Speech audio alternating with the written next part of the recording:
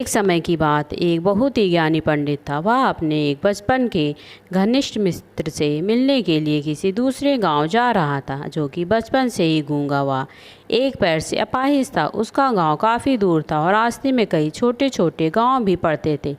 पंडित अपनी धुन में चला जा रहा था कि रास्ते में उसे एक आदमी मिल गया, जो कि दिखने में बड़ा ही हष्ट-पुष्ट था। वह भी पंडित के साथ ही चलने लगा। पंडित ने सोचा कि चलो अच्छा ही है, साथ साथ चलने से रास्ते जल्दी कट जाएगा। पंडित ने उस आदमी से उसका नाम पूछा तो उस आदमी ने अपना नाम महाकाल बताया। पंडित को ये नाम बड़ा अजीब लगा, लेकिन उसने नाम के विषय में कुछ और पूछना उचित नहीं समझा। दोनों धीरे धीरे चलते रहे। तभी रास्ते में एक गांव आया। महाकाल ने पंडित से कहा, तुम आगे चलो, मुझे इस गांव में एक संदेशा देना है, मैं तुमसे आगे मिलता हूँ। ठीक है कहकर पंडित अपनी धुन में चलता रहा। तभी एक भैंस ने एक आदमी को मार दिया और जैसे ही भैंस ने आदमी को मारा, लगभग तुरंत ही महाकाल वापस पंडित के पास पहुंच गया। चलते चलते दोनों एक दूसरे गांव के बाहर पहुंचे, जहां एक छोटा सा मंदिर था। ठहरने की व्यवस्था ठीक लग रही थी, और क्योंकि पंडित के मित्र का गांव अभी काफ़ी दूर था, साथ ही रात्रि होने वाली थी, सो पंडित ने कहा, रात्रि होने वाली है, पूरा दिन चले हैं, थकावट भी बहुत हो चुकी है, इसलिए आज की रात हम इसी मंदिर में रुक जाते हैं। भूख भी लगी है, सो भोजन भी कर लेते हैं और थोड़ा विश्राम करके सुबह फिर से प्रस्थान करेंगे। महाकाल ने जवाब दिया, ठीक है, लेकिन मुझे इस गांव में किसी को कुछ सामान देना है, सो मैं देकर आता हूँ। तब तक तुम भोजन कर लो, मैं बाद में खा लूँगा। और इतना कहकर वह चला गया। लेकिन उसके जाते ही कुछ देर बाद गांव से धुआं उठना शुरू हुआ और धीरे धीरे पूरे गांव में आग लग गई। पंडित को आश्चर्य हुआ। उसने मन ही मन सोचा कि जहाँ भी ये महाकाल जाता है, वहाँ किसी न किसी तरह की हानि क्यों हो जाती है, जरूर ही कुछ गड़बड़ है। लेकिन उसने महाकाल से रात्रि में इस बात का कोई जिक्र नहीं किया। सुबह दोनों ने अपने गंतव्य की ओर चलना शुरू किया। कुछ देर बाद एक गांव और आया। महाकाल ने फिर से पंडित से कहा, पंडित जी आप आगे चलें, मुझे इस गांव में कुछ काम है, सो मैं आपसे आगे मिलता हूँ। इतना कहकर महाकाल जाने लगा। लेकिन इस बार पंडित आगे नहीं बढ़ा, बल्कि खड़े होकर महाकाल को देखता रहा कि वह कहाँ जाता है और क्या करता है। तभी लोगों की आवाज़ सुनाई देने लगी। एक आदमी को सांप ने डस लिया और उस व्यक्ति की मृत्यु हो गई है। ठीक उसी समय महाकाल फिर से पंडित के पास पहुंच गया। लेकिन इस बार पंडित को सहन न हुआ। उसने महाकाल से पूछ लिया कि तुम जिस गांव में जाते हो, वहां कोई न कोई नुकसान हो जाता है, क्या तुम मुझे बता सकते हो कि आखिर ऐसा क्यों होता है?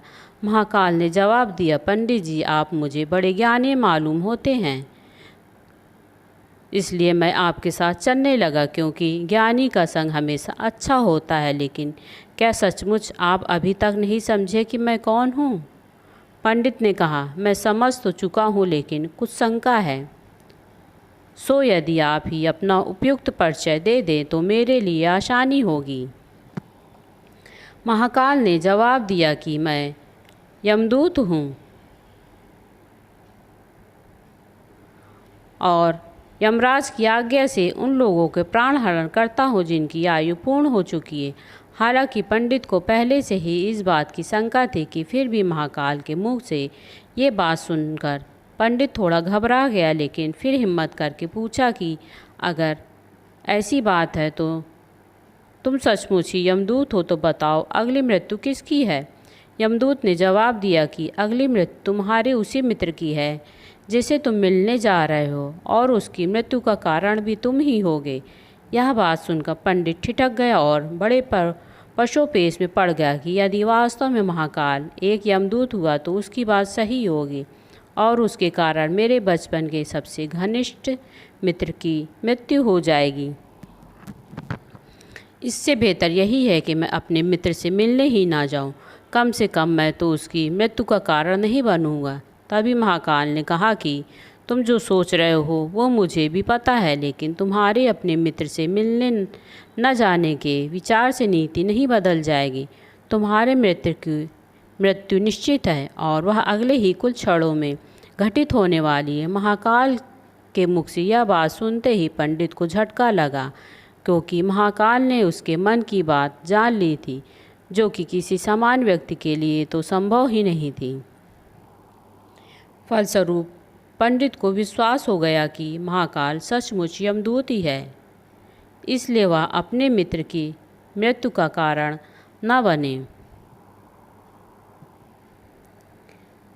इस हेतु वह तुरंत पीछे मुड़ा और फिर से अपने गांव की तरफ लौटने लगा, परंतु जैसे ही वह मुड़ा, सामने से उसका मित्र उसी की ओर तेजी से आता हुआ दिखाई दिया, और जो कि पंडित को देखकर अत्यधिक प्रसन्न लग रहा था।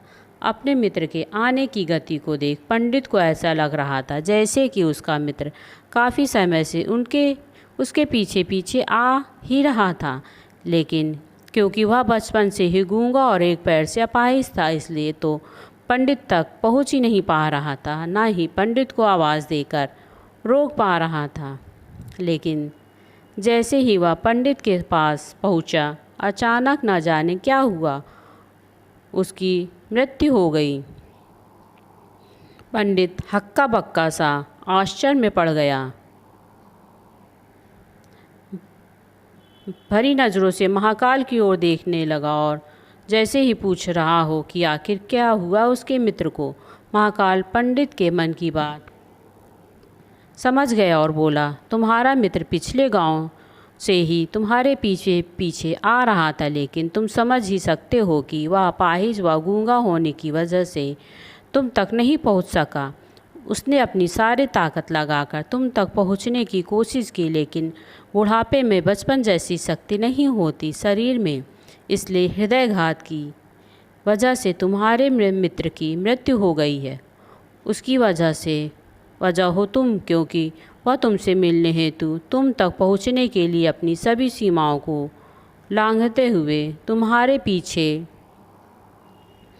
भाग रहा था। अब पंडित को पूरी तरह से विश्वास हो गया कि महाकाल सचमुच ही यमदूत है और जीवों के प्राण हरण करना ही उसका काम है। चूँकि पंडित एक ज्ञानी व्यक्ति था और जानता था कि मृत्यु पर किसी का कोई बस नहीं चल सकता, वह सभी को एक न एक दिन मरना ही है, इसलिए उसने जल्दी ही अपने आप को संभाल लिया। लेकिन सहसा ही उसके मन में अपनी स्वयं की मृत्यु के बारे में जानने की उत्सुकता हुई, इसलिए उसने महाकाल से पूछा, अगर मृत्यु मेरे मित्र की होनी थी तो तुम शुरू से ही मेरे साथ क्यों चल रहे थे?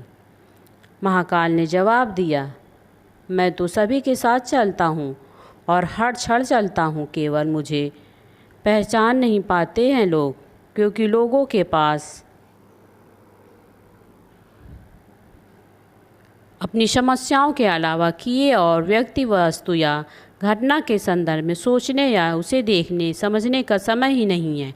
पंडित ने आगे पूछा, तो क्या तुम बता सकते हो कि मेरी मृत्यु कब होगी और कैसे होगी? महाकाल ने कहा, हालांकि किसी भी सामान्य जीव के लिए यह जानना उपयुक्त नहीं है, क्योंकि कोई भी जीव अपनी मृत्यु के संदर्भ में जानकर व्यथित हो जाता है, लेकिन तुम ज्ञानी हो और अपने मित्र की मृत्यु को जितनी आसानी से तुमने स्वीकार कर लिया, उसे देख मुझे ये लगता है कि तुम अपनी मृत्यु के बारे में जानकर भी व्यथित नहीं होगे। सो तुम्हारी मृत्यु आज से ठीक 6 माह बाद आज ही के दिन, लेकिन किसी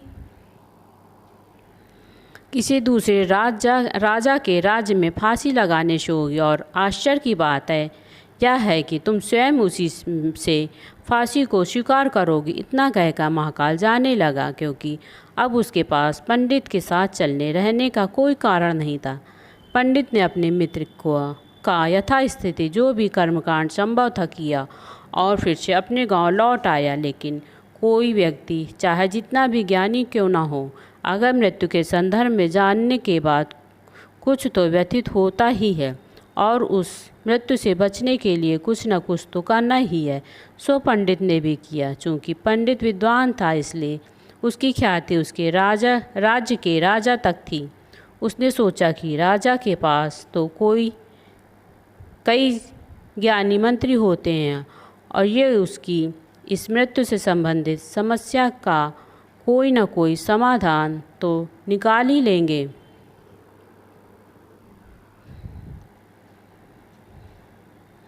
इसलिए वह पंडित राजा के दरबार में पहुंचा और राजा को सारी बात बताई। राजा ने पंडित की समस्या को अपने मंत्रियों से साथ बांटा और उनसे सलाह मांगी। अंत में सभी की सलाह से ये तय हुआ कि यदि पंडित की बात सही है तो ज़रूर उसकी मृत्यु 6 महीने बाद होगी, लेकिन मृत्यु तब तक होगी जब तक वह किसी दूसरे राज्य में जाएगा। यदि वह किसी दूसरे राज्य न जाए ही ना तो मृत्यु नहीं होगी। ये सलाह राजा को भी उपयुक्त जगी, सो उसने पंडित के लिए महल में ही रहने हेतु उपयुक्त व्यवस्था करवा दी। अब राजा की आज्ञा के बिना कोई भी व्यक्ति उस पंडित से नहीं मिल सकता था, लेकिन स्वयं पंडित कहीं भी आ जा सकता था, ताकि उसे ये न लगे कि वह राजा की कैद में है। हालांकि वह स्वयं ही डर के मारे कहीं आता जाता नहीं था। धीरे धीरे पंडित की मृत्यु का समय नज़दीक आने लगा और आखिर वह दिन आ भी गया जब पंडित की मृत्यु होनी थी।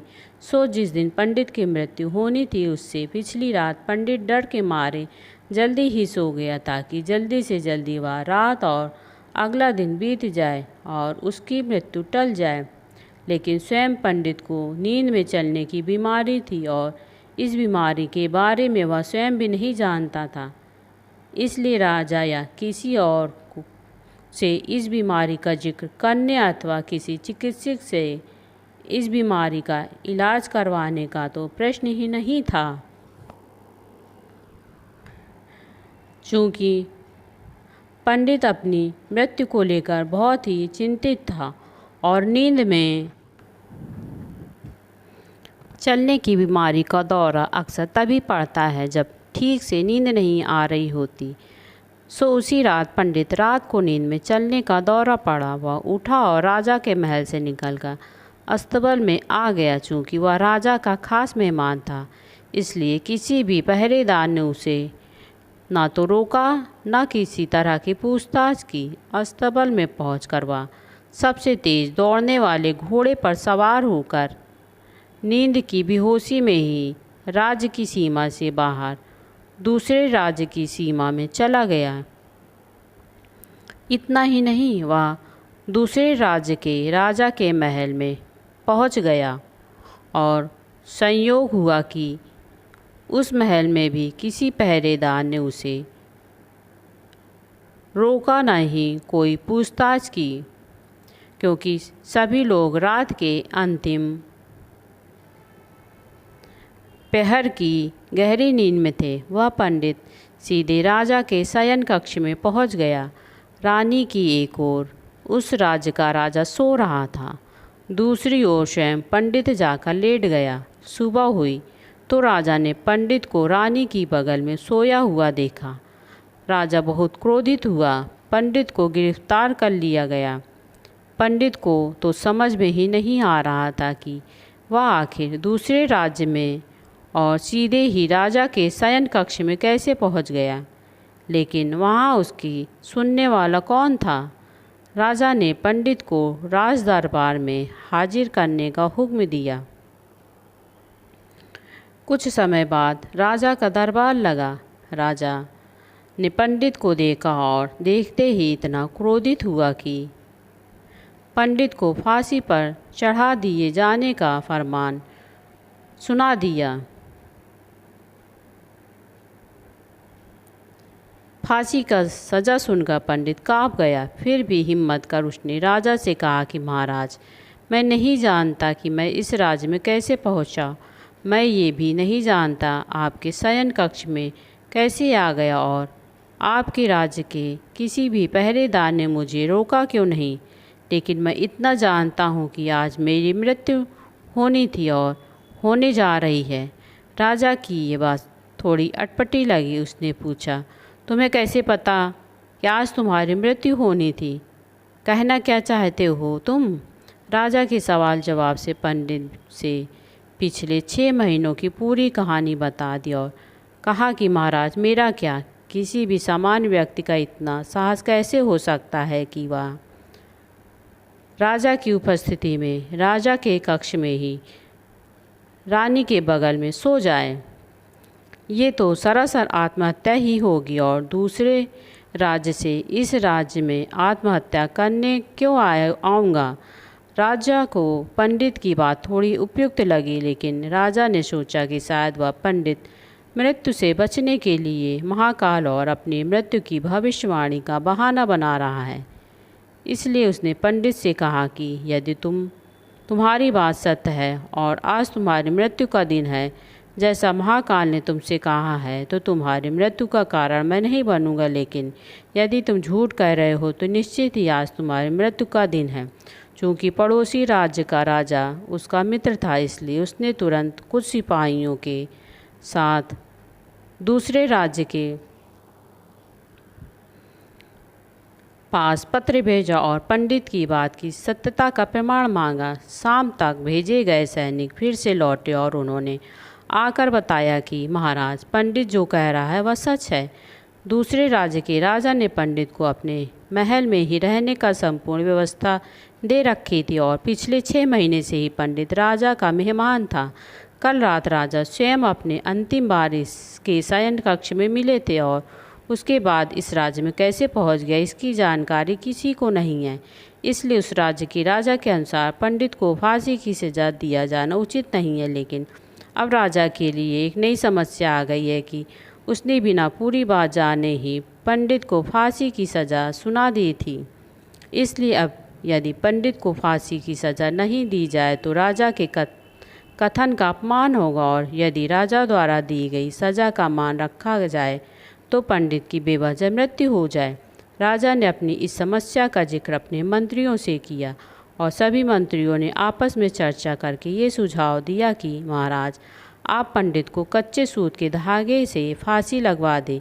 इससे आपके वचन का मान भी रहेगा और सूत के धागे से लगी फांसी से पंडित की मृत्यु भी नहीं होगी, जिससे उसके प्राण भी बच जाएंगे। राजा को यह विचार उपयुक्त लगा। उसने ऐसा ही आदेश सुनाया। पंडित के लिए सूत के धागे का फांसी का फंदा बनाया गया और नियमानुसार पंडित को फांसी पर चढ़ाया जाने लगा। सभी खुश थे कि ना तो पंडित मरेगा, ना राजा का वचन झूठा पड़ेगा। पंडित को भी विश्वास था कि सूत के धागे से तो उसकी मृत्यु नहीं होगी, इसलिए वह भी खुशी खुशी फांसी चढ़ने के तैयार था। जबकि महाकाल ने उससे कहा था कि लेकिन जैसे ही पंडित को फांसी की दी गई, सूत का धागा तो टूट गया, लेकिन टूटने से पहले उसने अपना काम कर दिया। पंडित के गले की नस कट चुकी थी और सूत के धागे से, और पंडित जमीन पर पड़ा तड़प रहा था। हर धड़कन के साथ उसके गले से खून की फुहार निकल रही थी और देखते ही देखते कुछ ही क्षणों में पंडित का शरीर पूरी तरह शांत हो गया। सभी लोग आश्चर्यचकित हक्के बक्के से पंडित को मरते हुए देखते रहे। किसी को भी विश्वास नहीं हो रहा था कि एक कमज़ोर के सूत के धागे से किसी की मृत्यु हो सकती है, लेकिन घटना घट चुकी थी। नीति ने अपना काम कर दिया था। जो होना था वह होकर ही रहता है। हम चाहे जितनी भी सावधानियां बरतें या चाहे जितने उपाय कर ले, लेकिन हर घटना का सारा ताना बाना पहले से ही निश्चित है, जिसे हम रत्ती भर भी इधर उधर नहीं कर सकते। इसलिए ईश्वर ने हमें भविष्य जानने की क्षमता नहीं दी है, ताकि हम अपने जीवन को ज़्यादा बेहतर तरीके से जी सकें। यही बात उस पंडित पर भी लागू होती है। यदि पंडित ने महाकाल से मृत्यु के बारे में न पूछा होता तो अगले 6 महीने तक वह राजा के महल में कैद होकर न होकर डर डर कर जीने की बजाय ज़्यादा अपनी ज़िंदगी बेहतर से जीता। प्रकृति ने जो भी कुछ बनाया है और उसे जैसा बनाया है, सब कुछ किसी न किसी कारण से वैसा है, और वैसा होने पर सवाल उठाना गलत है, क्योंकि हर व्यक्ति, वस्तु या स्थान स्थिति का संबंध किसी न किसी घटना से है जिसे घटित होना है। उदाहरण के लिए पंडित की मृत्यु का संबंध उसके मित्र से था, क्योंकि यदि वह उसके मित्र से मिलने न जा रहा होता तो उसे रास्ते में महाकाल न मिलता और पंडित उससे अपने मृत्यु से संबंधित सवाल न पूछता। जबकि यदि पंडित अपने मित्र से मिलने न जाता और पंडित का मित्र बचपन से ही गूंगा न होता तो उसकी मृत्यु न होती, क्योंकि उसी स्थिति में वह अपने मित्र को पीछे से आवाज़ देकर रोक सकता था। यानी बचपन से ही रखते थे उसे जो अपंग दादी थी, उसका संबंध उसकी मृत्यु से था। इसी तरह से पंडित को नींद में चलने की बीमारी थी। इस बात का पता यदि स्वयं पंडित को पहले से पता होता तो इस बात का जिक्र राजा से जरूर करता। परिणाम स्वरूप वह राजा के महल से निकलता तो कोई न कोई पहरेदार उसे जरूर रोक लेता और राजा ने कुछ ऐसी व्यवस्था जरूर की होती ताकि पंडित नींद में उठकर कहीं न जा सके। यानी हर घटना के घटित होने के लिए प्रकृति पहले से ही सारे बीज बो देती है, जो अपने निश्चित समय पर अंकुरित होकर उस घटना के घटित होने में अपना योगदान देते हैं। इसलिए प्रकृति ने लड़ने का कोई मतलब नहीं है, क्योंकि हमें नहीं पता होता कि किस घटना के घटित होने के लिए कौन कौन से कारण होंगे और उन कारणों से संबंधित बीज कब, कहाँ और कैसे बोए गए हैं, और इसी को हम सरल शब्दों में भाग्य कहते हैं। यह कहानी आपको कैसी लगी? क्या आपने भी कभी ये महसूस किया है कि प्रकृति की सभी घटनाएं का ये निश्चित है और आपके कुछ करने अथवा ना करने से कहीं कोई फ़र्क नहीं पड़ता, बल्कि सब कुछ अपने आप अपने अनुसार घटित होता है। पहले लोगों ने सिखाया था कि वक्त बदलता है, अब वक्त ने सिखा दिया कि लोग बदलते हैं।